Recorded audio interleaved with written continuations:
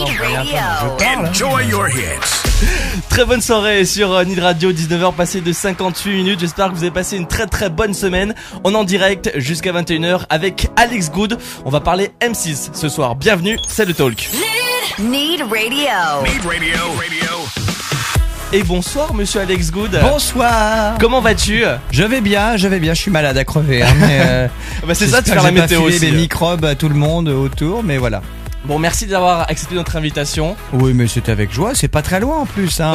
Franchement, ça va vite. Porte d'Ivry, on est loin, on est près regarde, de tout. J'étais à 19h42 sur M6, je suis à 19h59 à l'autre bout du trou du cul de l'espace. donc tout va bien. Téléportation. Je suis allé vite. C'est Voilà, pas mal. Téléportation, comme dans Star Trek. Bon, très Beam bien. me up, Scotty. Flo est avec nous aussi ce soir. Merci Jonathan, bonsoir. Comment vas-tu? Ça va très bien. Passé une bonne semaine? Oui, Bon. j'ai repris le boulot donc ça va. Ah, pas trop dur? Si. J'ai pas envie d'y retourner. C'est normal. Alors, Non mais je fais une dédicace à mon on peut pas dire où tu travailles, on a le droit de dire où tu travailles. Si, on peut dire un indice, à la poste. elle a des boucles d'oreilles, par balle. C'est le premier indice. Voilà. On les voit pas, il y a pas de vidéo en fait, on peut pas voir. On en fera pour Si on fera des vidéos, les vidéos à retrouver d'ailleurs sur le Facebook de l'émission, facebook.com/letalkunid. Et puis si vous voulez poser vos questions à notre invité Alex, www.nidradio.fr, allez-y, lâchez-vous. On va parler un petit peu ensemble de tes débuts. Oh là là, ça remonte à loin car je suis vieux maintenant. Tout de suite. Non, quand même, on parlera de tes débuts, on parlera de ton arrivée sur M6. Oui. Et puis des différents projets. Oh, si tu veux, on fait tout ce que tu veux. Plein de choses. Le temps de s'écouter une petite pub et puis on revient très vite avec notre invité Alex Good. Ouais, tout de suite. Enjoy your hits. Need Radio.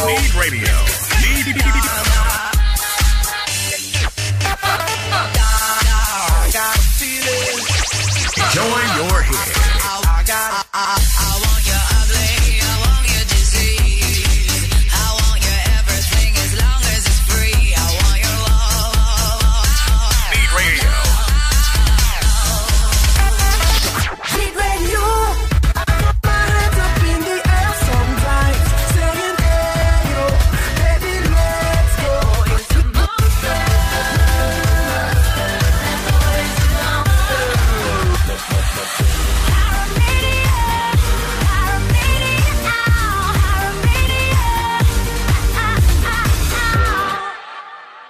Attention, après avoir rempli les plus grandes salles du monde, ils arrivent enfin sur la capitale. Du jamais vu, P-Square en concert le samedi 3 mars à partir de 20h au Doc Pullman pour un show unique à ne pas rater. P-Square, le groupe le plus attendu, le plus écouté, le plus téléchargé, vous donne rendez-vous pour cette nouvelle année 2012 au Doc Pullman, 50 avenue du Président Wilson, 93 200 Saint-Denis. Billets en vente, Fnac, Virgin, Carrefour et magasins spécialisés. Un concert signé ACP Productions. Infoline 06 46 21 22 79.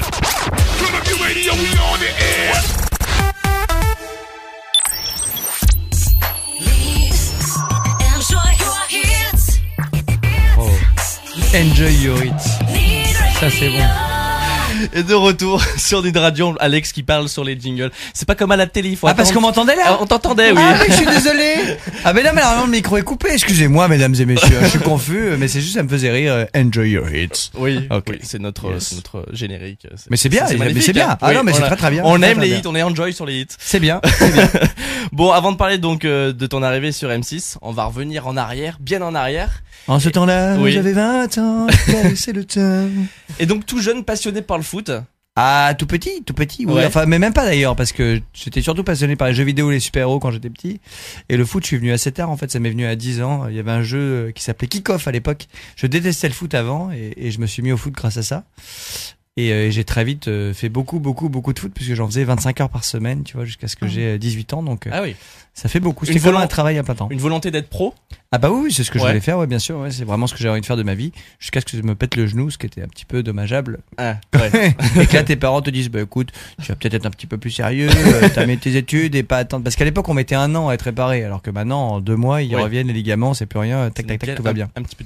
Mais bon, c'est pas grave, je n'ai pas de regrets, je suis très heureux. C'est vrai. Non, Pas de oui. regret. Aucun Oh, regret. Ok.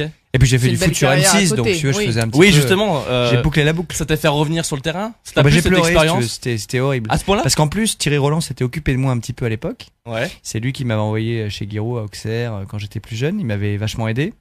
Et en fait, on s'est retrouvés donc 15 ans après. Donc il se rappelait quand même de moi un petit peu, si tu veux. Mais enfin, on s'était pas vu en 15 ans. Donc on s'est retrouvés 15 ans après sur le terrain. Et à la première, j'étais donc j'avais gardé une tradition, si tu veux, quand j'étais joueur, c'est que je détestais les joueurs qui arrivaient sur le match, tu sais, avant le match, en basket pour voir la pelouse. Je trouvais que ça n'avait aucun intérêt. Moi, je mettais toujours mes crampons quand j'arrivais sur la pelouse. Donc j'ai fait pareil aux commentaires de foot. J'étais le seul commentaire de l'histoire de la télé quand même à commenter avec des crampons. Non, t'as vraiment mis tes crampons. Ah ouais, Ah, mais c'est- c'était une tradition, je mettais mes crampons, j'ai toujours eu mes crampons. Donc les joueurs de foot étaient morts de rire parce qu'ils se foutaient de ma gueule en permanence. Mais donc ce premier jour, je suis avec mes crampons sur la pelouse de Manchester parce qu'on c'était Manchester City Paris Saint-Germain en premier match. Ouais.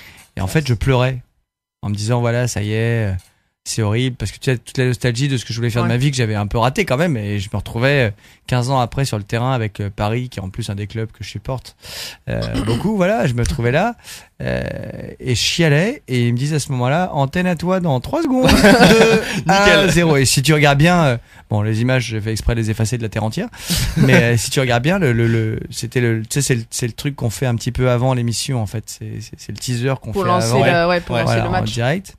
Et là, je chiale au début, tu vois, que j'ai les yeux complètement embués, que je fais genre tout va bien, machin. Ah, c'est ouf, quoi. Comme ça. Voilà. Mais après, je m'en suis remis, tout va bien, je suis très heureux.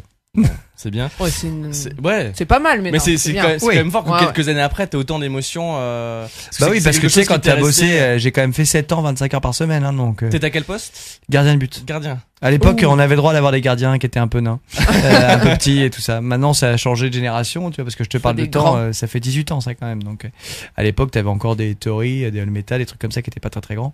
Maintenant, ils font tous 2m20. Maintenant, ils sont Ils assez sont grands, tous, ouais. voilà. Ouais, carrément. 200 kilos. Donc toujours supporter. PSG alors? Oui, PSG, Marseille, Bordeaux. En fait, j'aime Le bien. foot en général, quoi. Non, mais c'est vrai que j'aime beaucoup PSG et Marseille pour plein de raisons, parce que c'est les deux clubs qui ont bercé mon enfance. Tu veux Paris parce que j'étais à Paris et Marseille parce que j'ai vécu comme tout le monde l'épopée, enfin comme tout le monde, comme les vieux, l'épopée, voilà, les championnats qui succédaient, la Ligue des Champions en 93, tu vois tout ça. Donc je détestais la guéguerre Paris-Marseille que je déteste toujours. D'ailleurs, je trouve que ça n'a aucun sens. C'est une guerre médiatique Et en même temps. et vraiment, je supportais les deux. Et puis maintenant, je supporte Bordeaux parce que c'est quand même le club d'M6 et qu'il faut pas déconner. C'est clair. Je suis Carrément. complètement chevin et ils vont pas mal, voilà. Mais en fait, j'aime bien les clubs qui jouent bien, donc c'est un peu bizarre, tu vois, même en Espagne, j'aime bien Barcelone et le Real, donc on me dit mais c'est une hérésie, machin, mais non, moi je m'en fiche. Ouais, Voilà. donc en plus c'est des clubs qui marchent vraiment très très bien en ce moment. PSG premier. Ah bah PSG c'est surréaliste. Marseille faut que ça dure. Marseille mais... qui vient de gagner mercredi en Ligue des mais Champions. ils sont bien, mais ils ont le meilleur entraîneur. Alors évidemment, c'est un peu embêtant. Voilà, je pense que ça va finir encore en mano à mano, mais quoi que Montpellier, c'est assez étonnant, mais bon. Oui. Et Saint-Etienne Voilà. sont pas très loin Et derrière. nous, oui, C'est vrai que c'est aussi très étonnant. Pourquoi Ah, t'es merci. Saint-Etienne? Oui, Jonathan aussi. on est de Saint-Etienne. Enfin, méfie-toi, enfin ils vont pas gagner à la fin de Ouais, l'année, non, tu je vas être sais. verte. Hein. Enfin, Ouais. on est quatrième.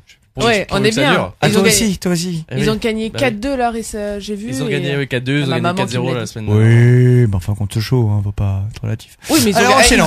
ils ont quand même Donc voilà, gagné. donc le Voilà, foot, le foot, j'aimais l'habitude. beaucoup le foot. Après j'ai fait de la voiture et après j'ai fait du théâtre, du journalisme, enfin Et plein des de jeux choses. vidéo.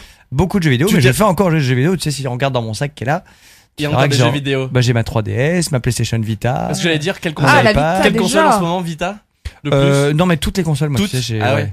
je joue beaucoup à la 3DS parce que je trouve que vraiment c'est bien mais bon la Vita vient d'arriver donc je teste Ouais, un petit peu tous les elle jeux. est sortie il y a 3 récemment, jours, ouais. non? Oui, mais tu sais, j'ai la chance de les recevoir un petit peu à l'avance. Et parce que je travaille encore dans le jeu vidéo aujourd'hui. Quoi. J'ai vraiment passé 5 ans de ma vie à faire que ça. Ouais, J'en donc faisais, du coup, des 24 petits heures sur avantages, 24. quoi. Et j'ai c'est gardé vrai. contact avec tout le monde. Et je travaille encore dans le jeu vidéo pour Mickey. En fait, le journal de Mickey, c'est moi qui fais encore. Si t'achètes le journal de Mickey, toutes les critiques de jeux vidéo ou dès que ça parle de jeux vidéo, c'est moi. C'est terrible. Sympa. C'est toute mon enfance le journal de Mickey. Oui, Ah, merci, rajeunis-moi. Ça fait plaisir. On n'est pas très vieux en même temps. Donc c'était cette époque là où t'as appris un peu le journalisme, la période de jeux vidéo. Alors en fait, ce qui s'est passé, c'est que j'ai fait du foot jusqu'à 18 ans. Après, j'ai fait de la voiture, tout en continuant mes études, jusqu'à 20 ans. Et à 20 ans, mes parents m'ont dit bon bah là, faut arrêter, hein, parce qu'ils sont séparés en fait.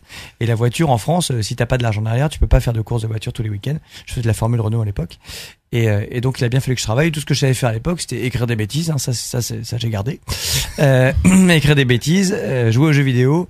Et piloter des voitures. Et c'est comme ça que je suis entré dans le jeu vidéo, en fait, en travaillant sur des jeux de voitures comme Gran Turismo et D'accord. compagnie. Et je suis devenu après journaliste de jeux vidéo jusqu'à ce que j'ai 25 ans. Je faisais vraiment que ça. Voilà. Et après, j'ai commencé le théâtre. Enfin, si on fait tout le truc, c'est compliqué. Après, j'ai commencé le théâtre, voilà, au cours Simon. Ouais. Et en même temps que je faisais le théâtre, que j'ai commencé le théâtre, je faisais toujours déjà les jeux vidéo au Journal du Mickey, entre autres. Et Disney Channel, il fait un reportage au Journal du Mickey. Et il y avait que des personnes qui étaient pas toutes jeunes, donc ils ont demandé à ce que Ou ce plus soit jeunes. moi, si tu veux, qui fasse le truc en expliquant voilà, là c'est la rédaction, là c'est la maquette, là c'est les SR qui corrigent les textes, là c'est les graphistes, tout ça.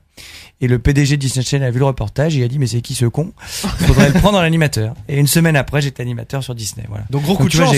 oui, Super. gros coup de chance, mais comme tout ce que j'ai fait dans ma vie à chaque fois, tu vois. Le foot c'était de la chance, la voiture aussi, un hasard, Un le peu, théâtre. un peu de talent quand même. Non mais après tu travailles, mais et puis j'ai peut-être, j'en sais pas, une mini bribe infime de talent, mais c'est surtout voilà, je travaille beaucoup à chaque fois et j'essaie de faire les choses en m'amusant, donc voilà, j'ai eu de la chance à chaque fois. Le théâtre c'est pareil, le théâtre c'est parce que j'ai amené un de mes joueurs vidéo hystériques qui était un petit peu encore puceau à un âge avancé, ce qui avait le don de m'énerver, donc j'ai dit écoute, on va te mettre au théâtre quoi. Et donc je l'ai amené au théâtre et le prof a dit bah oui, alors il va passer une scène, mais il faut le soutenir parce qu'il est vraiment un peu Coincé. frileux, tu vois. Donc passe une scène aussi. Et j'ai dit oh là là, bon bah d'accord, j'ai passé un texte des proches et le prof a dit mais ça fait combien de temps que tu fais du théâtre? Je dis pas jamais. Il me dit bah c'est fini, c'est ta vie, t'arrêtes tout quoi. Donc Ouais. j'ai continué le journalisme pendant encore 6 mois, j'ai continué vraiment à faire de la Pour assurer presse jeux le coup vidéo pendant derrière. 6 mois et après j'ai gardé que Mickey et j'étais au théâtre toute la journée du matin au soir, tu vois, parce que ce mec-là m'a dit un jour bah faut que t'arrêtes tout et que tu fasses ça quoi. Bon, il avait raison mais tant mieux. Mais voilà. Ça, Tu vois, c'est que des hasards. Ah ouais, c'est vraiment des Voilà. Sur Paris, Des bonnes le rencontres. Oui, théâtre c'est les cours Simon qui D'accord. qui vont toujours bien, qui sont rue de la Vacquerie. Je vous conseille d'y aller si vous voulez apprendre le théâtre. Voilà. D'accord. Et donc c'est en faisant justement du théâtre que tu te fais repérer par Canal. Alors ça c'est autre chose. Alors j'avais commencé Disney Channel, donc j'ai fait 1 an sur Disney, et puis après j'ai tout arrêté puisque j'avais ma première pièce où j'étais auteur, metteur en scène, acteur, machin. Enfin, j'avais un peu pété un Artiste câble. complet. J'avais un peu pété un câble, mais je m'étais dit voilà, je vais me faire connaître parce que en fait quand t'es un jeune comédien, personne veut de toi quoi, parce qu'il y en a 2 millions sur le marché. Donc je me suis dit Faut se bon bah démarquer. je vais essayer de me débrouiller, je vais faire ma première pièce quoi. Donc je l'ai écrite, je l'ai mise en scène, voilà, j'ai fait un gros délire. Donc à cette époque-là, c'était vraiment tu voulais faire que de la comédie. Ouais, je voulais vraiment faire que du théâtre. Et j'avais arrêté la télé d'ailleurs pour lancer cette pièce parce que c'était un investissement de malade, tu vois, il a fallu convaincre un gros théâtre. Alors j'ai eu de la chance, pareil, je suis tombé sur Danielle Mathieu-Bouillon, directrice d'un grand théâtre qui est peut-être comédien à Paris à l'époque, voilà, qui était un des plus gros théâtres parisiens, tu vois, avec 1000 places. Ouais. Et j'avais monté un teaser et tout, que j'avais fait une démonstration du spectacle au Théâtre de Neuilly.